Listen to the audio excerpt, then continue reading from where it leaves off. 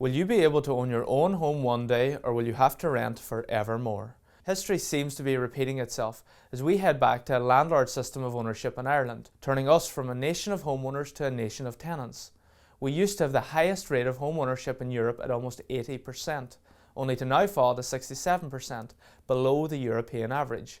So what role has the government played in this? It seems their policies of refusing to build council houses, of inviting vulture funds to stamp up mortgages and evict homeowners, of allowing cuckoo funds to elbow out young people and buy whole housing developments just for renting, of charging big development fees allied with stricter mortgage lending rules by banks, that all of these factors have combined to push first-time buyers out of the market and make people continue renting. Meanwhile, the number of landlords with more than 200 properties more than doubled between 2014 and 2016. Then the CSO tells us in 2017 almost half of all new apartments in the state were bought by landlords, including banks and estate management companies.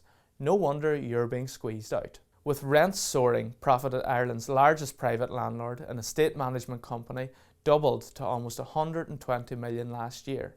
A cuckoo fund can now make more money renting a property in Dublin than it can in Los Angeles. How can we find a place to live and raise our families? All of this is changing how we traditionally lived, not least in the fewer children we're having due in part to rent and childcare costs. More and more families with children are unable to put down roots in an area and are forced to move from one place to another at the whim of landlords. More than 10,000 people are homeless, and 1 in 4 primary schools in the country have homeless children who are suffering from anxiety, poor self-esteem and exhaustion. It seems the majority of Irish people under 40 will never own their own home, will likely work into old age, and all because their pension won't pay the rent. So what can be done? The solution is to change government policy, to elect politicians that will actually build the future rather than block it. Because otherwise you could be one of hundreds of thousands who'll never have a place to call their own.